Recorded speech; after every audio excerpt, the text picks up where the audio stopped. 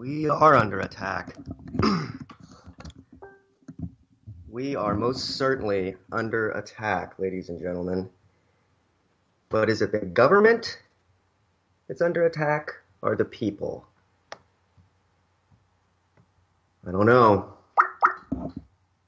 This has been one hell of a week, and I think everyone is a little bit weirded out. I most certainly was yesterday when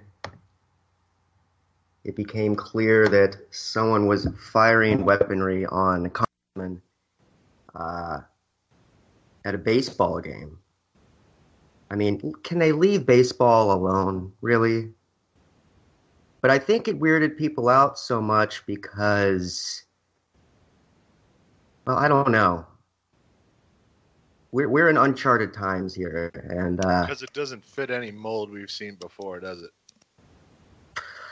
That's exactly it, man. And that's DB, everyone. I'm Jake Anderson, and this is Anti-Media Radio. And we're going to try and break down what's going on in the news this week. It's been a very bizarre week of news. And we're also going to have Claire Bernish to come on, and she's always very, what's the word, poignant? Is that a good word to use, DB? Yeah, I mean, exactly, to a point, yeah. Poignant, yeah. How are you, man? You know, I'm just along for the ride like everybody else, man, in this giant circus of a freaking country we live in. Yeah, so we wake up yesterday, and let's see, I'm trying to figure out which attack I heard about. First, I heard there was a shooting at a baseball game. I didn't know at that time that it was a representative involved. And then I found out there was a shooting going at an active shooter in San Francisco. And this is starting to become pretty much an everyday thing that we're hearing about some kind of insurrection or act of terror around the world. And I don't think this is a particularly new thing. What's new is the way the media, I think, is handling it, the way the narrative is coming across. To me, this is just my own personal take on it. What is happening, what we're experiencing is the government and the powers that be are ramping up the narrative of the idea of there being insurgents in the country, radicalized people who coincidentally are not, were radicalized by the media on both sides of the spectrum. Now we're seeing alt-right violence, we're seeing radical left violence. I've heard people argue, I've heard a radical leftist arguing, well, that guy, he's not part of the left. Well, maybe, yeah. I mean, he's crazy. No one wants to, no one wants to count a crazy person amidst their fold. But the reality is, he was a Bernie supporter, a very active domestic propagandist, I guess you want to say, in terms of posting on social media. And I can't even remember this guy's name. What was his name? Extremely checkered past, too. Like, you got to look into it, dude. It's beyond cryptic. Yeah, there's all kinds of stuff going on Did you see the video, Jake, of the firefight from the cell phone? No, I didn't. I checked out yesterday, man. I couldn't deal with it. This guy, if you look at his pictures, I mean, he looks like a John Goodman from The Big Lebowski. I mean, the guy's a tubby dude, and the movements and the precision of his movements, and the fact that he was able to take out 5 people when he was basically untrained, and he got off 100 rounds before the police were able to get to shoot him. He holed up in the behind the dugout, and he took a defensive position. I mean, either this guy played way too much paintball, or we got a total plant job here. Yeah, and this is not the first time we've seen this. There was the shooter in D.C. that took out I don't know how many cops he killed, but he certainly seemed like he was trained. in active shooter situations. He was doing things that normal lunatics with guns don't do. Do you remember what I'm talking about, DB? The Yeah, beast I shooter. mean, Yeah, I mean it's the same he thing took on like with an entire department, you know. yeah, And it's the same. they killed that guy with a robot. That's the guy they killed with a robot bomb. An unprecedented domestic use of drone technology to bombs to an extrajudicial bombing. I mean, the guy was shooting people. Yes, he was, but that was an assassination. They didn't try and take him alive. They knocked him. Yeah, that set a scary precedent too, didn't it? It did. So we got all kinds of things to get into here. Joining us is a great journalist. She's written on just about every alt media site that's worth its salt. Free Thought Project, Collective Evolution, the Anti-Media, of course, and now she has her own site, the eponymously named ClaireBernish.com. Am I right on that, Claire? Yes, you are. That's Well, exactly it. thank you for coming on the show. It's always great to have you. Thanks for having me. Yeah. So, what's your take on? Obviously, there's a familiar pattern with when I have you on the show. I ask you about some like localized thing that really is a distraction, and then you do us all a favor of expanding it out to show what's happening in the world while we're distracted, and you kind of specialize in that. And you're also one of the rare people that can fill up an entire web page with just their own content. That's a pretty impressive thing to do. Most people don't write that much. So what was your feeling? What was your take on what was happening yesterday? Yesterday was total chaos, first of all. And second of all, I'm filling it up with my content, but more to the purpose is because I think that when I'm writing for other people, I have to hold back a lot, and I have some fairly strong opinions that come through in my writing already, and the site was an opportunity to do that kind of in my own words. So to my own defense there. Yesterday was total chaos. I woke up at 3 a.m, kind of like usual, and I'm hearing more and more about the fire, the Grenfell Tower fire in London. Oh yeah, we didn't even mention that. There was a tower on fire yesterday also. Jesus. Yeah, and that's actually that's a kind of a major point because it's a 24-story building, I believe, and residents there said that the flames spread from like the 4th floor all the way up to the top within an hour. Like the building was engulfed, so it was a pretty serious mess. There were Muslims. It was burning for a while. So, did this tower free fall into its own footprint at some point? Absolutely not. And there's a couple of points here.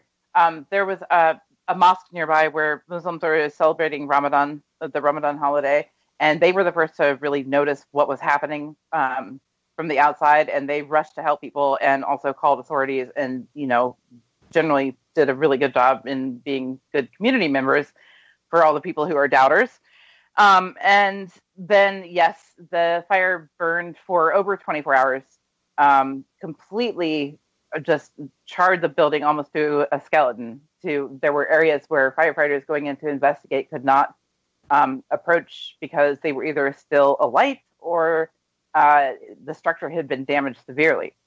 But this fire that was just something to behold, at least 17 people died. I believe at least 56 were injured and hospitalized. It burned for a full day, and it qualifies as a skyscraper at 24 stories, and it did not collapse, not even in the slightest. Nor did a building in China on the 11th that also burned and it was taller. I can't remember how tall that building was, but it was fully engulfed in flame as well. That did not fall.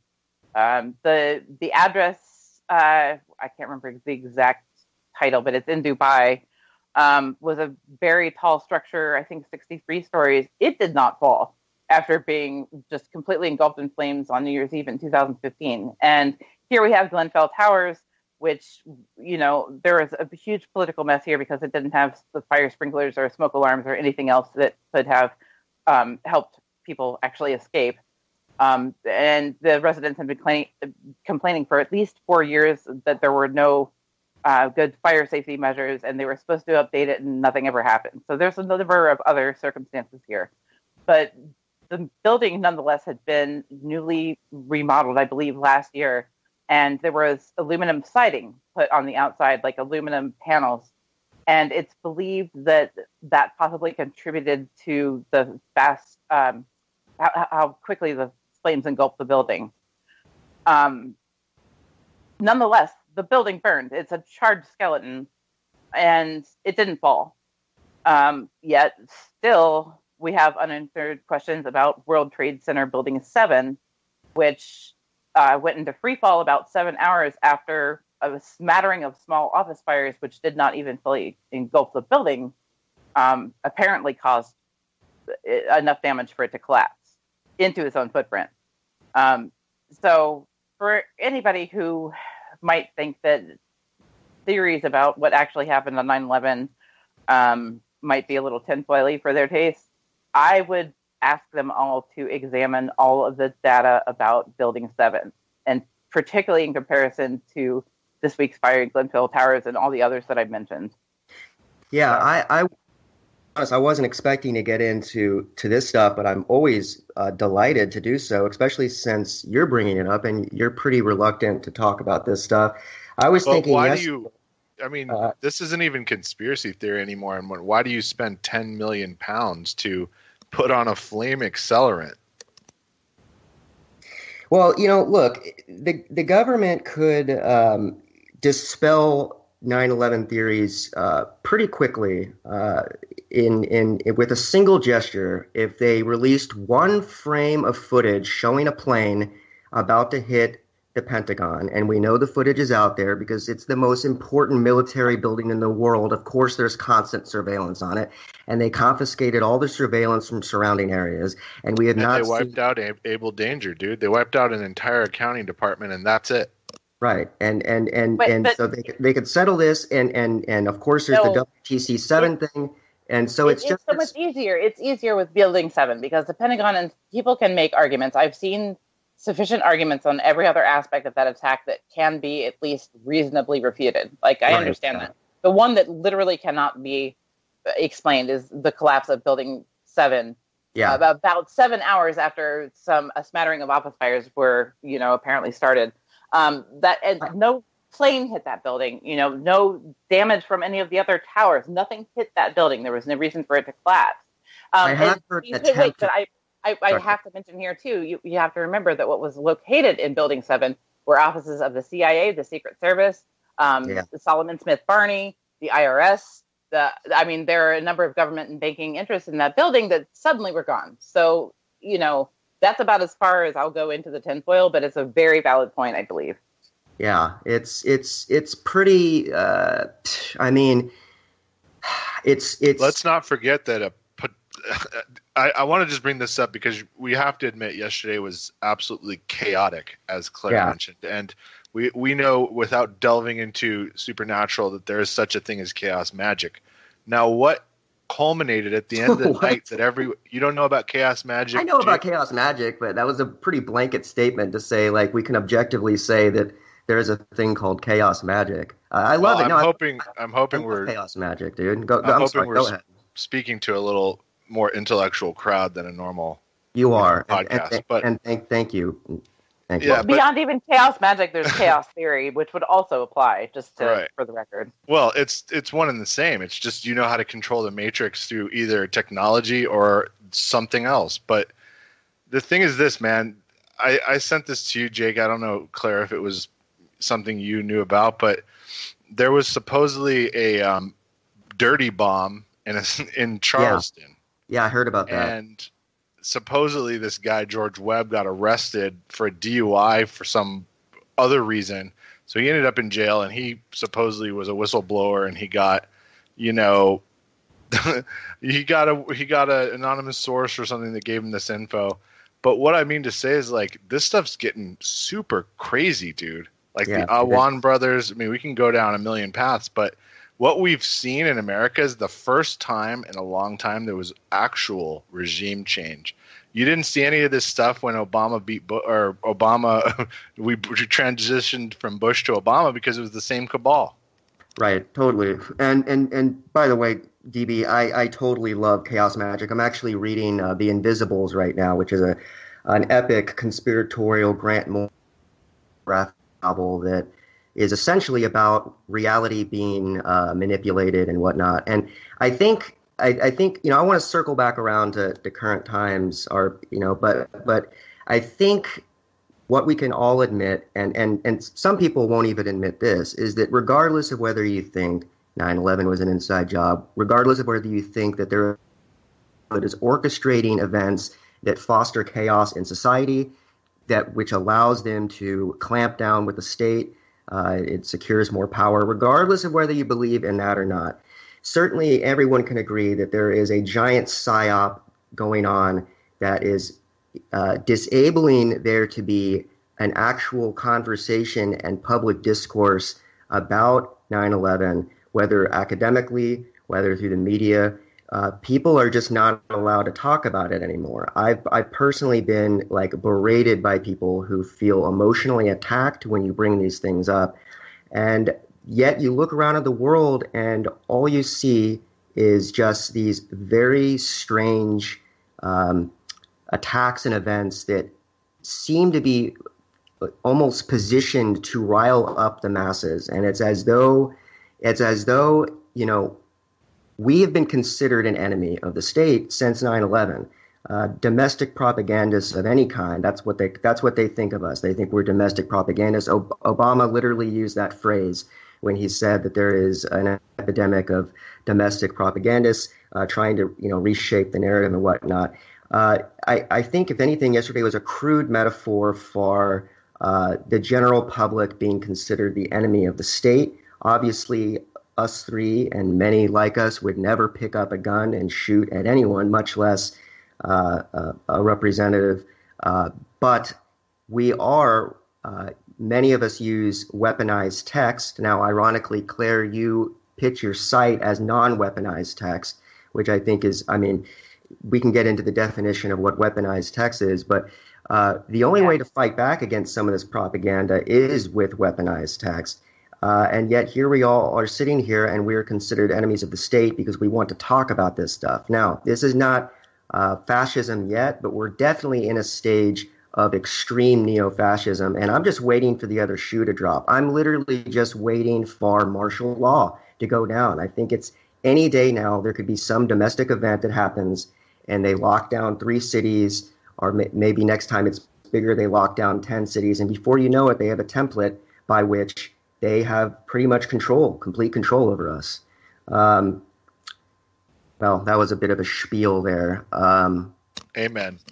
Yeah, it's concerning. The radioactive thing coming in. I was in Clyde Lewis's office actually. He's a big conspiracy theorist here in Portland. Disagree with him on some stuff, but in general, he kind of, I think he understands the idea of Trump as a battering ram.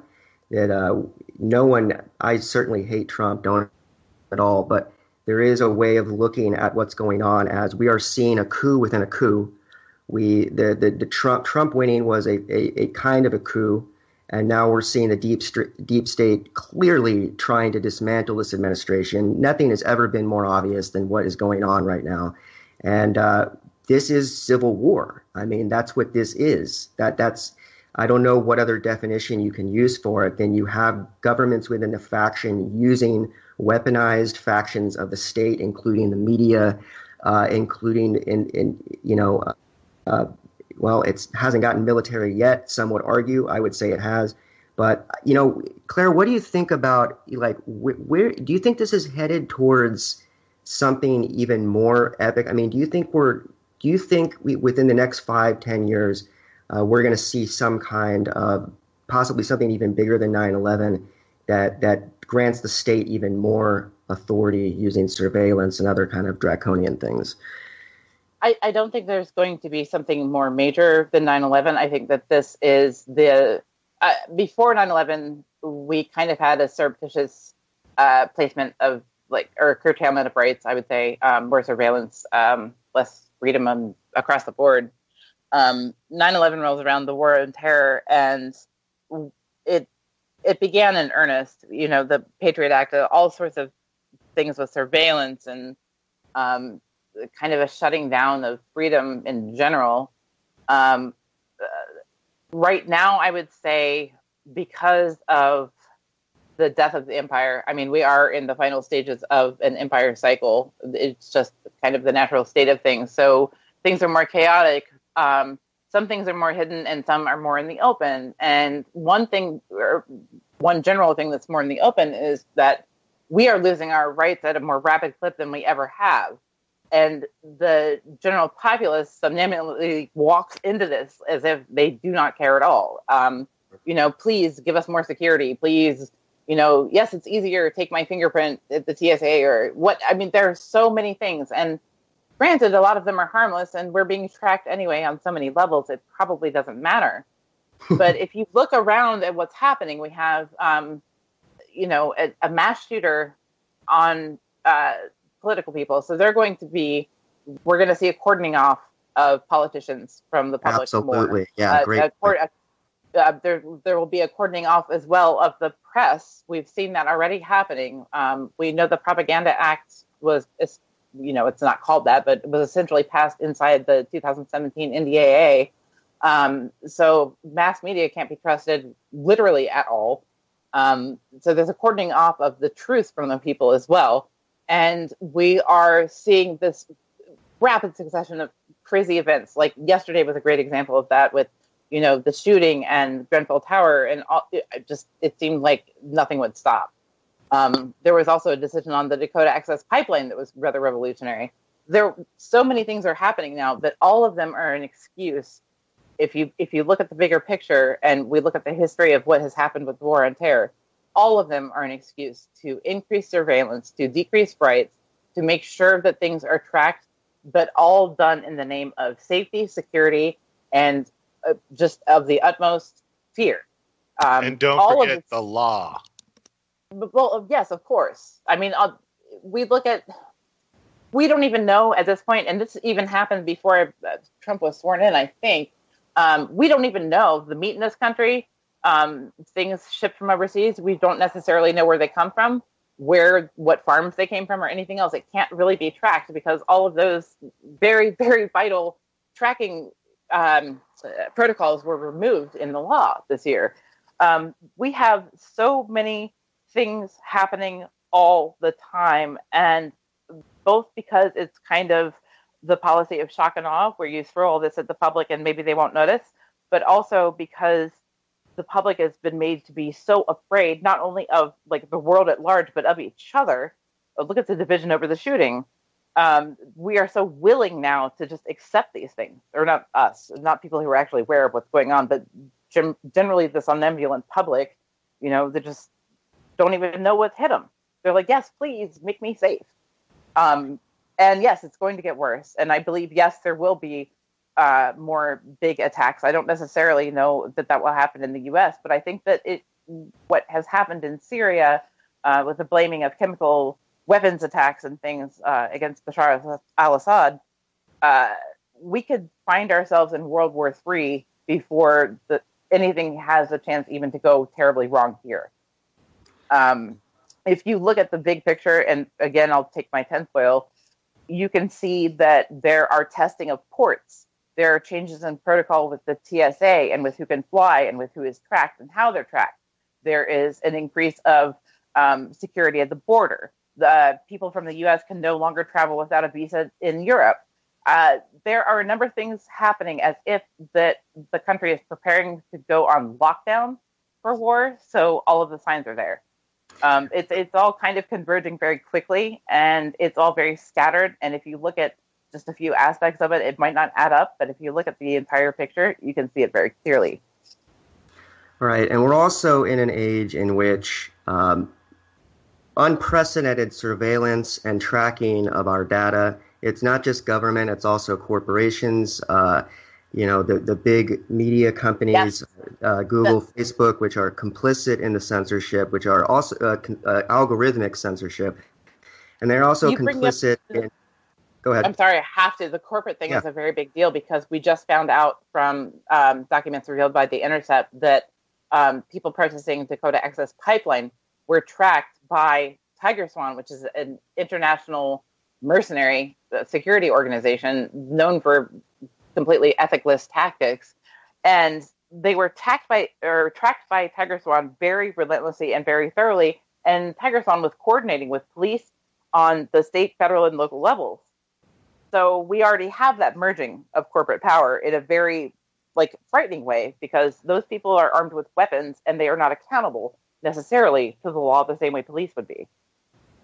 Right. The corporatocracy, they want to know more and more about us, ironically, at a time when they are actively taking neo-fascistic measures to reduce transparency at their level. So they want to know more and more about us. And if we've done nothing wrong, we have nothing to hide, right? That's what they say.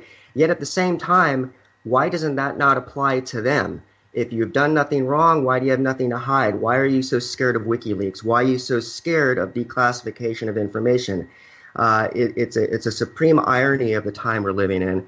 And I also would like to note, and I'm not sure if you guys know this, maybe you do, but the use of psyops and the use of propaganda was officially legalized in 2012. The 2012 National Defense Authorization Act had an amendment that legalized the use of propaganda on the American public.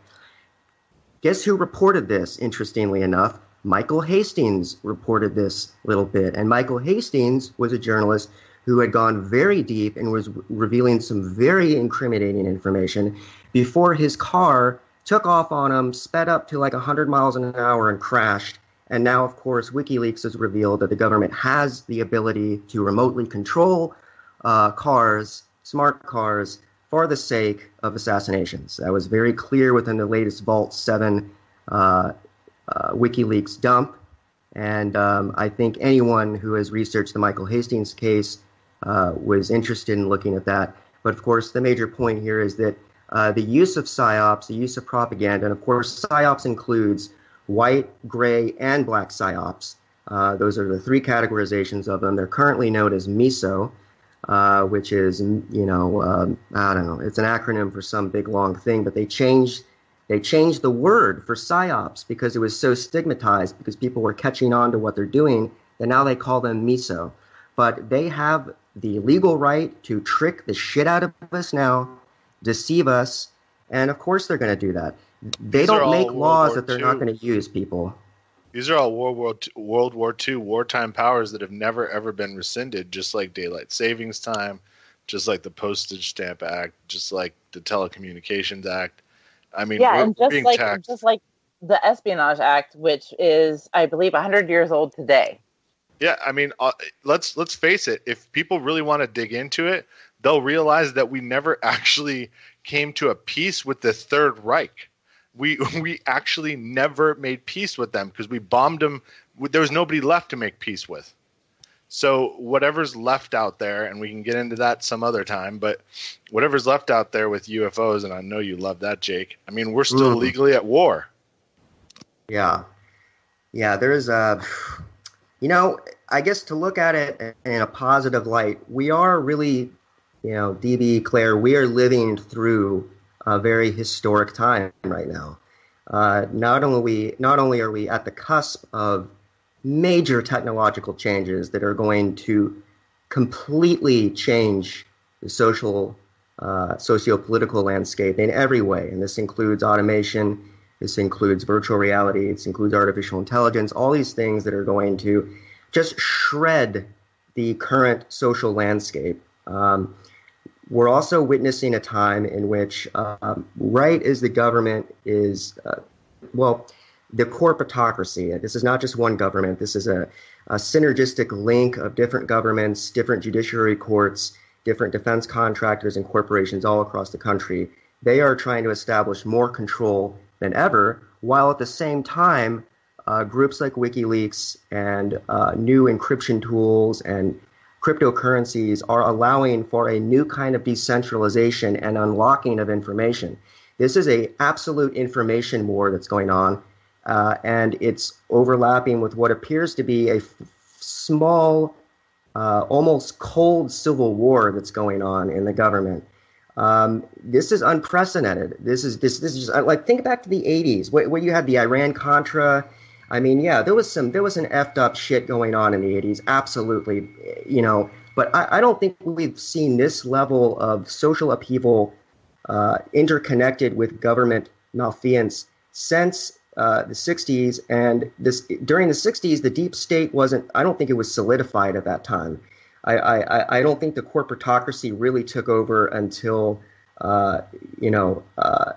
some of these. The 90s really is when we saw, I think, a complete interlocking of these special interests. And, now the end result of it, people didn't see it at the time, but the end result of it is what you see on TV, which is a just nonstop 24/7 propaganda machine going on, shaping the narrative, shaping the way people think. And it is truly frightening. Friends of mine that I used to really, really respect the hell out of have just, it's almost as if people are reptiles now. They're responding in this reptilian kind of evolutionary defense mechanism type way, where it's like a Pavlovian whistle has been sounded and they're turning their head really quickly to look at something. Hey, look at this terrorist. That's by design. That's by design. Yeah, if you look at textbooks from 100 years ago, compared to textbooks in grade school and high schools now, we've gone off the rails in terms of actually educating.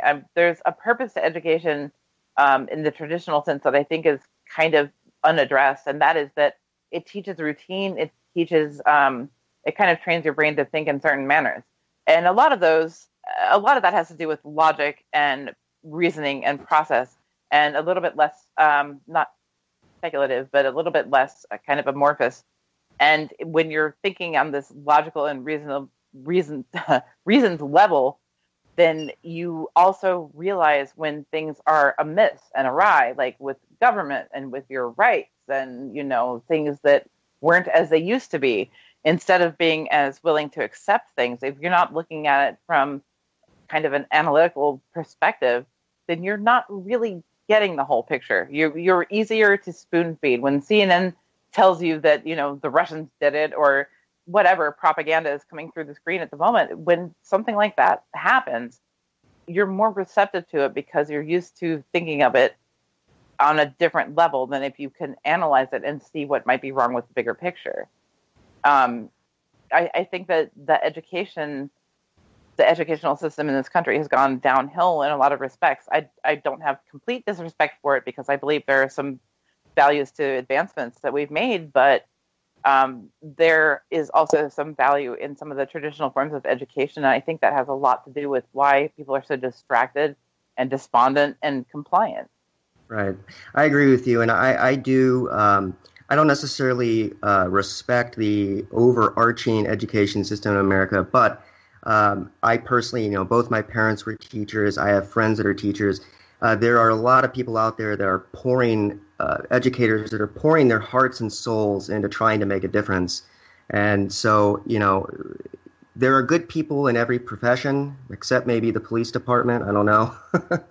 But there are people out there that are trying to make a difference. But like you said, it's a microcosm. I mean, adults are being brainwashed by CNN. So it stands to reason that that's going to trickle down into the way in which we teach our children, the way in which we make them compliant to centralized lives, that, people are disconnected from their food sources, they're disconnected from their information, they're disconnected from each other, and they're disconnected from themselves. And the end result of that is a very diluted and sad populace. We have record numbers of people taking antidepressants.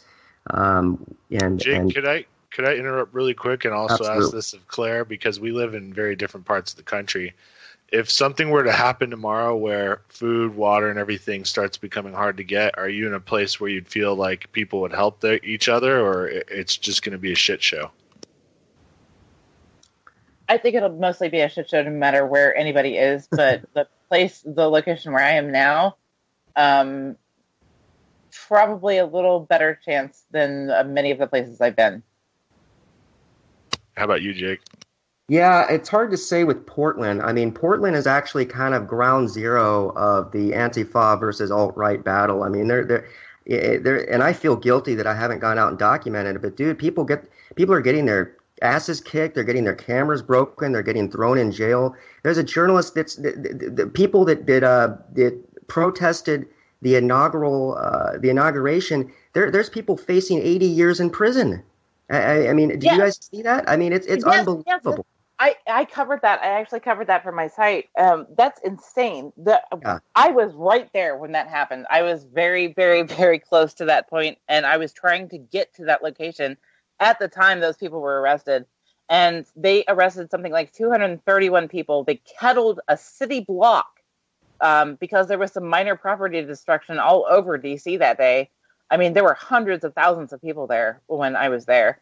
And I remember like the limo that was famously on fire that was in so many pictures. I was right. I took a picture of that too. And people who were sitting on top of it right before it happened. I mean, we were right in that location and everybody got kettled on that block and they arrested everybody. Wouldn't let anybody go to the bathroom, wouldn't help anybody with medical issues, would not do anything to them. There were journalists included. I believe there were like 2 mainstream journalists who pleaded with the cops and got out of there, but everybody else was arrested.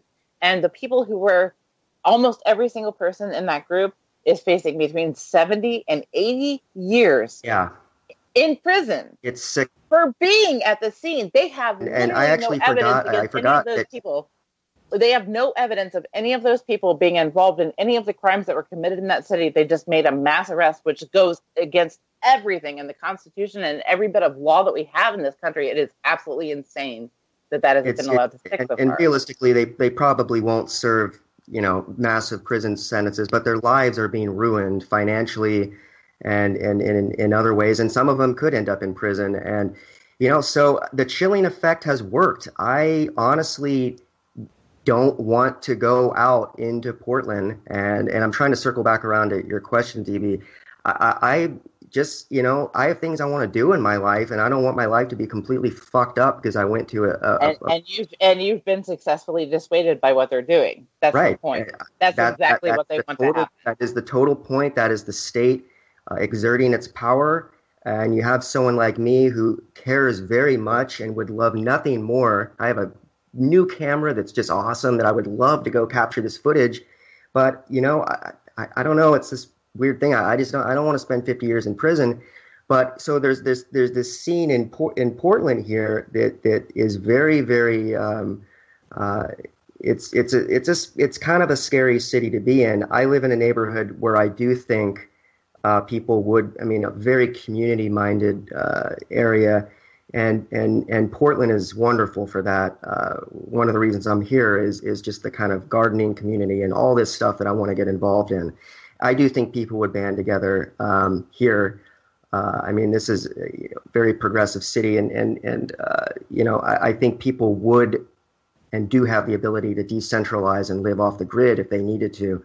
But realistically, most of the country doesn't. And realistically, if we're talking about kind of a breakdown in society, it's going to be a dirty scene. There's going to be nothing pretty about it at all. So, DB, in asking that question, first of all, what is your city like, and do you think, are you implying that you see some kind of bigger breakdown in the next 5-10 years? Up here, there is some issues that are starting to bubble up, societally. So I could see that happening. But generally speaking, everybody up here is pretty chill. And, I would say it's really getting to be a, pretty diverse city, and people are dealing with it all right. And the economy's good. So, if people are prepared for it up here, and it doesn't happen in the winter. Now that's the big problem. If it happened in the winter, we would just all flood to Iowa. So they'd be kind of screwed. Yeah, that would be I think that it would be a really peacefully enforced, lawful, and sharing community by force up here, because just not to toot anyone's horn, but we're just so frequent. We're ridiculously armed. I mean, so there's like 40 million registered firearms or something stupid in Minnesota. So we only have 4 million people or something. So like 10 a person. So there's tons of people with like 100 guns out there. Yeah, I'm sure. I'm sure those guns will protect against a militarized federal police force. No, but it'll just keep a peace, I would think. If there wouldn't be so many people being taken advantage of because of CCWs being so prevalent up here. So I'm looking at this article, Claire. It's actually the main article on your site right now, and I think it ties back into what we were just talking about. It's called "Illegal Dissent Charges in the Undeniable Evisceration of Freedom in the U.S." What an exciting, awesome title! And I think this is related to the tenor of what we're talking about. Can you kind of summarize this article a little bit? Yeah, this is about the arrest of journalists and the blind arrest of activists in DC. I'm stunned, honestly. My parents were journalists for some years, and I know that the press was a lot different when they were younger than me. But to imagine that there was this mass arrest of people, and that doing your job and not being involved in something somehow could not free somebody from charges is not only insulting to everything that this country is supposed to stand for, but it is a terrifying portent. And it's not, I mean, the charges, this was January, in kind of later January, the charges have been languishing for some time, and rather than being dismissed, they've been up. These people who were just there, activists who were just holding posters, journalists who were holding cameras, are being charged with terrorism. Unbelievable. This is a very sad state, and I see nothing good coming down the road for people unless people start getting a little angrier and stop sleeping on the job. Our rights are going away at a rapid clip. When you start eviscerating the First Amendment, and when things like free speech, like I started kind of a free speech war on Facebook the other day, asking, or just talking about, because in the U.S., hate speech is included in free speech, legally speaking, as long as it's not an incitement to riot, violence, or other unnecessary, panic. Hate speech is included in free speech. And there's a reason for that. And I think this must be emphasized. Yes, hate speech is absolutely terrible. I don't want to hear what the Klan has to say. I don't really want to hear what xenophobes have to say. I don't care to hear it. I think it's ignorant. I think it's uninformed. And in a lot of cases, it's vitriolic for no reason. But if you silence the people who have that hate, and you silence the people who are that idiotic and asinine and closed-minded in their views, not only do you not get the chance to refute their argument and to discuss with them why they might be wrong, but you also give them the willing shadow of a corner to have an echo chamber where their hate it grows and grows and intensifies, and they come back and worse things happen down the road. And worse than that, when you are not allowing them to also have the same platform that you want, they don suits and ties, and they take office, and they do something about their hate. And that's what we don't want. And that's why free speech is so freaking important. It just angers me to no end that people don't understand that. And we're losing that ability with the laws that are coming down. And I think that people are not very clear on why that's so important, and why it was the First Amendment to the Constitution, and why it needs to never be compromised. And I want to just take it down a slippery slope to the absurd. Now that they're starting to get inroads on what they can use in morality to limit free speech, we have what's been passed by Congress, has not got through Senate yet, of what is it, a mandatory 15-year sentence for teens that sexted each other? Because their parents. Why? It's their parents, I believe. Yeah, it is unbelievable, dude. I mean, they're going to take it to that extreme now because they're going to test and see what we do. Yeah, that's shocking. I didn't know that. It doesn't surprise me though. I mean, I'm perpetually. Here's what surprises me. It doesn't surprise me that they're trying to do this stuff. What surprises me is that the general population is letting them do it. Is that really surprising? It is. How? I mean, okay, look, I'm used to it by this point, but for me to internalize that as normal would require me to give up on the human race, because I refuse to believe that humans do not have the ability to redirect their mind and take over their own source code and break out of this brainwashing. No, there's a very distinct reason why that's not the case. We are in the era of the American Empire. There's no doubt about that. This imperialist hegemonic corporatocracy has taken over the world. We're in 153 nations with our military out of 167 total on the planet. This is that era, but we're at the dying stage of this empire. And in order for this to go down, the reason that the symptoms are everywhere, but one of the things that's going on right now, the plebes, if you will, the plebeians have been forced into what amounts to wage slavery, where I think there are 2 counties in the entire nation where you can afford a 1-bedroom apartment on minimum wage.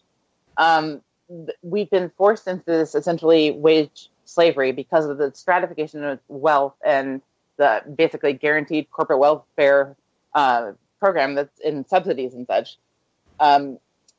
This is a very huge problem of economics, but has been amplified by government. And people have been slaves where they can just barely afford, say, a nice car and cable, but they live in an apartment or kind of a cheap house. It's been like that for a very long time. But all of those nice trappings are coming off right now. The stratification has gotten so bad, and the situation has gotten so bad that people no longer can afford the nice car, or cable might be too much of a luxury for them. So instead of keeping basically what amounts to the sheeple happy, the government has quit caring about doing that. All the clothes of the emperor is naked. And we see that doesn't matter. And people are losing their health care. And their apartments are too expensive. Rent has gone sky high. There's inflation even in food. People have to wait for benefits. And when they get those benefits, they hardly can make ends meet.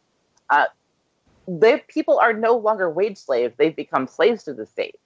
This government is not going to work. It is an overbearing, just absolute monster. I agree. It's going to die under its own weight, and it's not going to be long from now. But until it does, the situation is going to get worse and worse and worse, and the controls are going to clamp down worse and worse because the people are getting angrier. And what the government worries about right now, more than anything, is an absolute revolt or a revolution. Well, I agree. I agree with all of that. I agree that the emperor is butt naked at this point. Get ready, Jake. Get that CCW and get a nice pistol ready.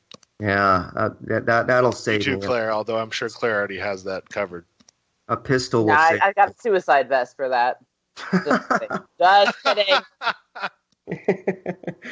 Oh boy, I disagree only on the time frame because I think that the system they set up it's evil, but it's pretty ingenious. And what if we win, Jake? Well, that would be lovely. Life is hard enough already. I mean, it's just navigating personal relationships. Well, and this all depends too. Don't forget on that we don't get nuked by North Korea or go into World War III with Russia and everybody else. Right. This is assuming we don't get kind of a race for the bottom here. There is a kid in a garage. There's a kid in a garage somewhere under 10 years old making a robot as we speak, and that robot could be good. I agree. And I have stated this multiple times that I think artificial intelligence and transhumanist technology will be a game changer in terms of changing the dynamic. I mean, already cryptocurrency is portending a massive challenge to centralized money. That's going to take time. Yeah, I mean, the empire is in decline. I just think it's going to take, I think it'll take at least another 50 years. And No way. No no, way. not Less 50. than five. I Less than think more five. like 20 or 30. I think right around No. the time the singularity hits. I think when the No, singularity hits, no. This is intensifying exponentially every year, like the insanity intensifies. I think that it will happen in less than 5 years, conditionally upon us going into World War III. 2019. well, give me some stock tips while you're at it. 2019, because they're never going to let another election go through. You don't think there will be another election? Absolutely not after this shit show. This guy collapsed 50 years of their work. They will declare open war on us before they allow another Trump in. Well, but they already yeah. No, Trump is not going to. He is not going to ultimately be the president anyway. You hear too much about impeachment, and that's the thing, because Pence is infinitely more frightening than Trump in a lot of respects. Not in every respect, but in many, many respects. And anybody who has not researched Pence, I would urge them to do a little digging. If you're a diehard liberal pushing for Trump's impeachment, you will get Pence and you will hate your life so much. Especially, I hope people in the gay community listening are listening to my words. Listen to me when I say your life will get infinitely worse if Trump is impeached, gay community. Yeah, that's true. He is an evangelical nightmare. Everything you won under Obama is going to be reversed if you put your weight behind this impeachment idea. I cannot stress that enough. Yeah, exactly. Pence will be a fascistic theocracy. Literally. Yeah, Pence is like a Dick Cheney who recently rediscovered Christ. I mean, he's a Dick Cheney that didn't kill a guy in the woods. Because he's so morally righteous, right? No? Okay. Minus Halliburton. Yeah, I mean, and to be clear, none of us are, I don't think, outspoken. None of us are Trump supporters. I don't think so. But we understand the distinction in what Trump represents and what Pence represents. Trump represents a fucking, xenophobic, misogynistic. Teddy Roosevelt 2.0. Just let him burn himself out. If you push him out, you're going to get Pence. It's going to be a nightmare. You don't get it. And maybe there's going to be a true progressive that can run against him this next election. Maybe. Yeah, that's a topic of conversation with a friend of mine who might have designs politically. And what is a true progressive is an interesting topic in itself. And, I'm an anarchist, so this is weird for me to discuss. But I will say that this year, 2017 alone, highlights just how far to the right the entire political spectrum has moved. Yeah. Yeah, it's true. I mean, things that really are 20 years ago would be considered moderate positions are now called liberal positions. And look, you can call Bernie Sanders a socialist. I mean, essentially, he wants our lives to be a little bit more like Europe's, where they get their education paid for and they get their health care and whatnot. Call that what you want. I know anarchists, and to be clear, I'm pretty much an anarchist. I'm just so confused. It's the problem. But, I didn't lend my support behind Bernie Sanders. But I think the importance in talking politics here in terms of Democrat versus Republican is to show that in many regards the left and the right kind of merged. They merged over the issue of war. They merged over the issue of surveillance. They merged over the issue of the drug war. Countless other issues on which they are very similar. And they're also very similar, and they all want to use the state to legislate our lives. And, for many of us, it's a slippery slope you go down when you start talking about the government having the right to say it's illegal to protest, the government having the right to say you can't put this substance in your body because a pharmaceutical company won't make as much money.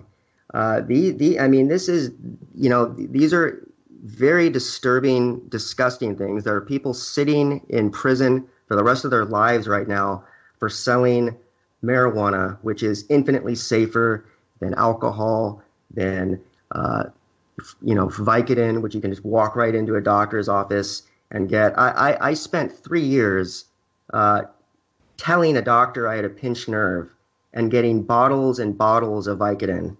And here they are now trying to criminalize kratom, which is infinitely safer for you. I mean, we have an opiate epidemic going on right now, and they're sitting here trying to criminalize a completely safe herb that helps people with addiction, with depression, with pain. I mean, you don't need this. I'm focusing so much on this kratom thing right now because you don't need any other issue to show you how draconian and sinister the government has gotten.